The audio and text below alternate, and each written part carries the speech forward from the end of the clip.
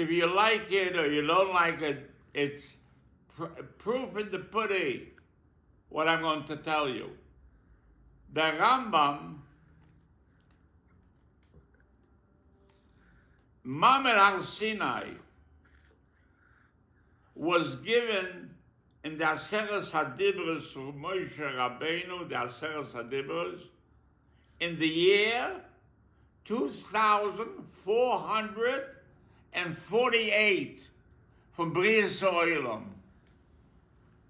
That's called Torah Shebiksav. 2448 exactly. The Rambam was born. And the Rambam was born in 1135. Now, if you put together 2,448 twice, you got 4,000.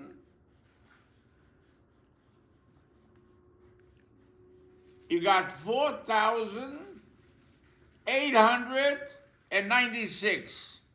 We're living now in a Tkufa from the year 5,783. Subtract 4,896. What are you left over? 887 years. It's 887 years from the latest Rambam. Now you add 1135 with when he was born, with 887, you get 2022, and that's the year that we're living today. So the Rambam gave Torah Shebal Peh. Moshe Rabbeinu gave Torah Shebiksav, the Chamish Chumshe Torah. And who made who gave the clarification of all Torah Shebal Peh? The Rambam. He gave Torah Shebal Peh. 100 from 100 to 150,000 Shvovim from when he lived was written on the Rambam. Memele. Therefore we say, Mi Moshe ad Moshe, Loikom ke Moshe.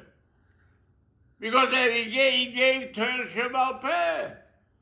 And I'm a chulik with the Marshal that he says that the Rambam didn't even come to the Balatoisves. The Rambam, no one can even imitate the Loshen, the Sprach, the language that he writes. It's like Mamish, like Moshe Rabbeinu. And he was called Moshe B'Maimon. And he went through a terrible life. He ran away from Cordova when he was born, from Moldova, where he was born. They wanted to kill him, the Islam. They wanted he should convert to Christianity. Then he went to Fez. And from Fez, he went to Egypt. And Bechlal, the Rambam, his wife passed away from a mageifa, from a sickness. His daughter passed away, and he remarried, and he passed away by 69. And the truth of the matter, what he wrote, and he was never Nehenna from Keser Shel Torah, and he worked for the.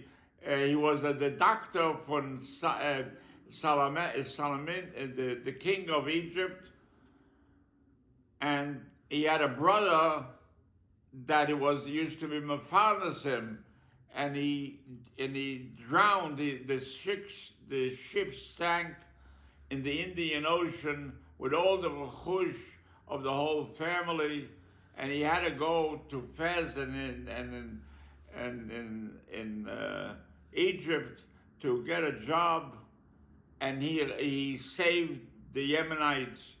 The Yemenites he saved with his letters, and the truth of the matter, he should have been living over to 120, just like Moshe Rabbeinu, because he was a doctor.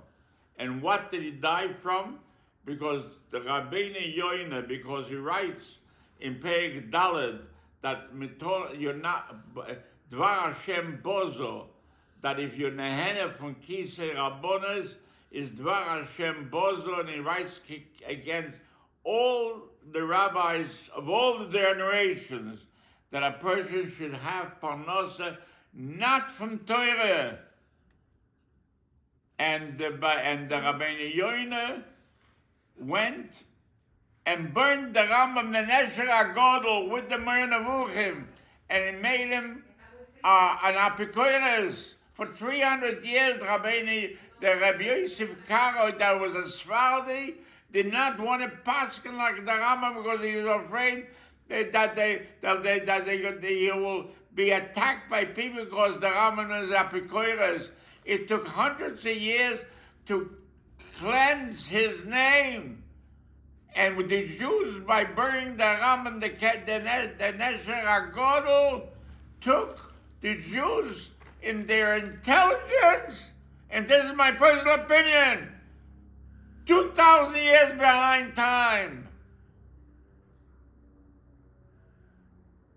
And everything came out from jealousy, kinner, like Albert Einstein said, great spirits have always encountered violent opposition from mediocre minds. And he didn't want to, even though there were ships going back and forth from Alexandria, and the Rambam never went to France to meet the Balatoisfers. He was afraid because of his views and everything. He never went there, and he could take a ship and go meet Balatoisfers in Paris or next to Paris where they had the yeshivas. He never went.